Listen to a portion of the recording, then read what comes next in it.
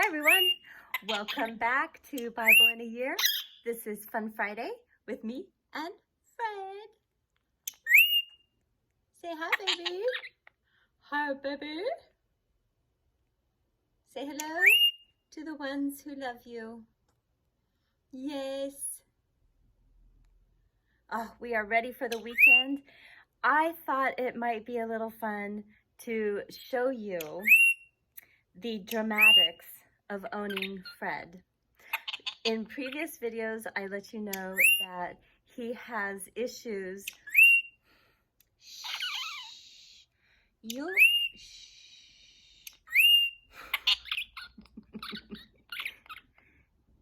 In a previous video, I let you know that he has issues with poop.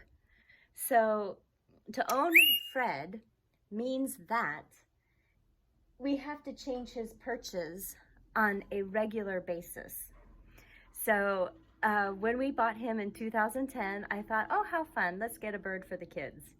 Well, the kids held him once since 2010 and have not held him since. No, we got him in 2011.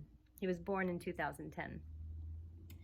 So, over the years, I discovered he really has a freak out with poop. And so if his cage has poop in it, he won't go in his cage. He just wants to sit with me all day long, and I'm a very busy girl. I've got a lot of work to do, and we can't sit around and pretend I'm a bird or a tree branch. So we have to, okay, so Mondays and Fridays, no, Tuesdays and Fridays, he gets clean perches.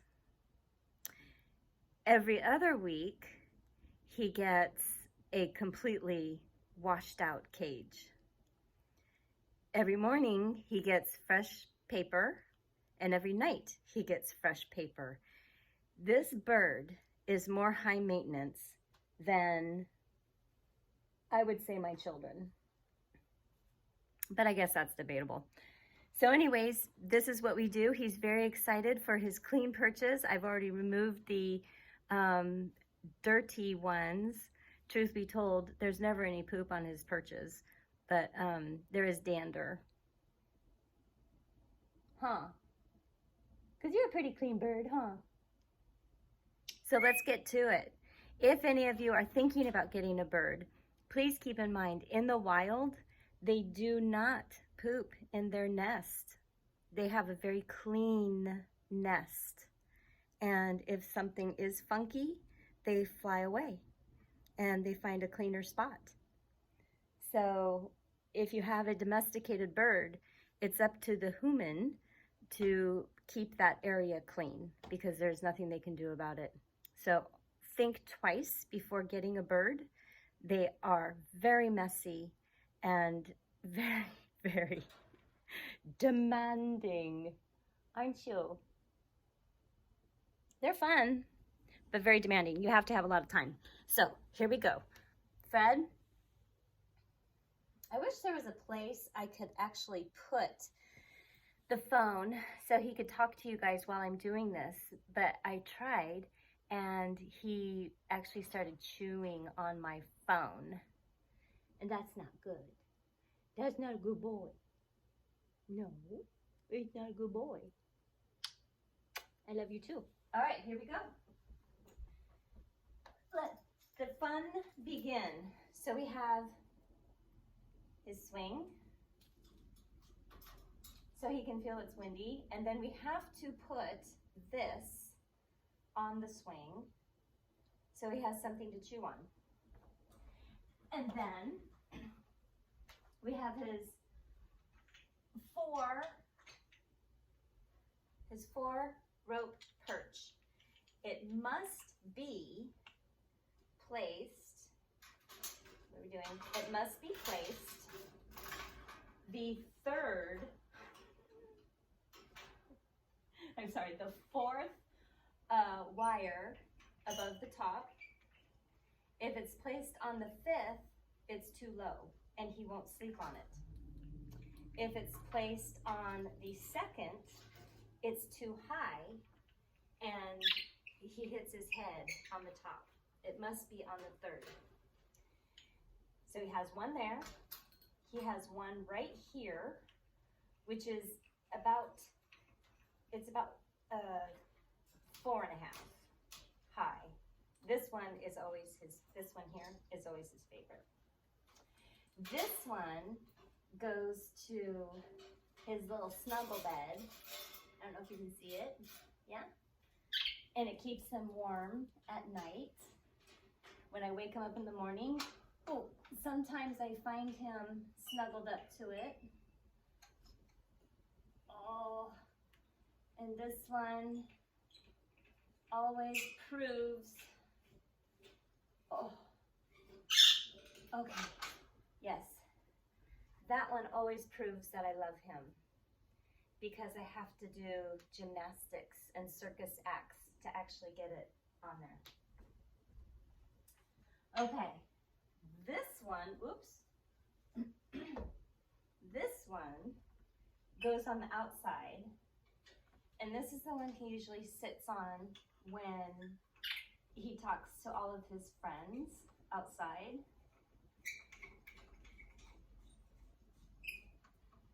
And he'll watch the cars and whatever's going on. And this one must have, not that one, this one must have the long black shoestring as opposed to the short one. The short one does not go on this. The long one goes on that, right? There you go. And then we have,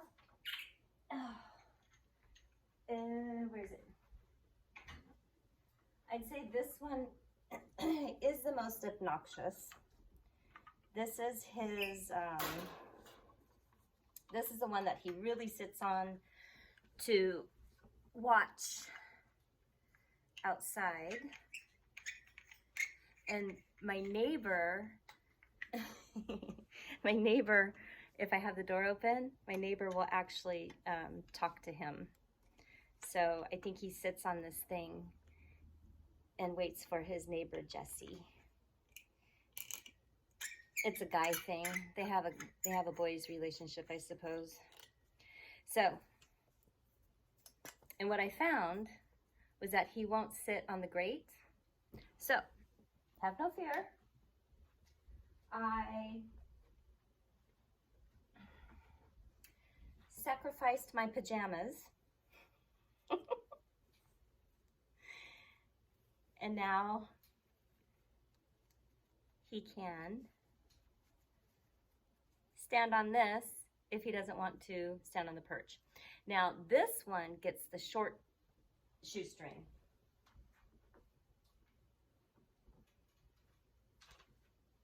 Like this. And so when he perches, he'll be able to chew on this. In addition,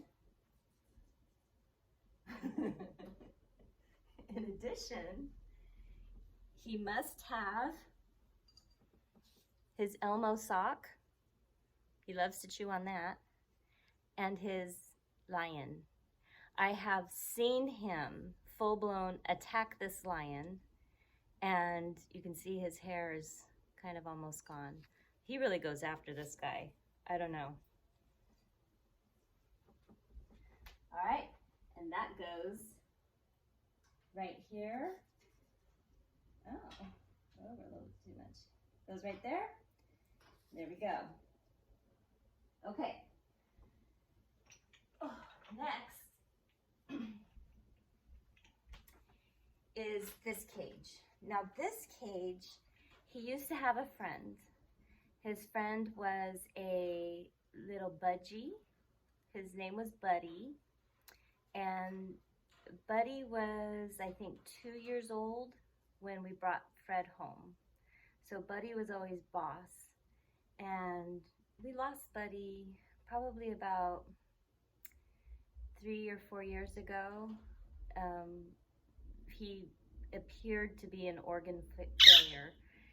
And so, keeping details short, I took him to the vet and had him put to sleep because he was suffering. And he was just the best friend for Fred. He really was, huh? You love your buddy, Brewster? Aw. So anyway, I never took his cage out. And so Fred hops back and forth from cage to cage. And so this is still all Buddy stuff in here. I don't think it's morbid.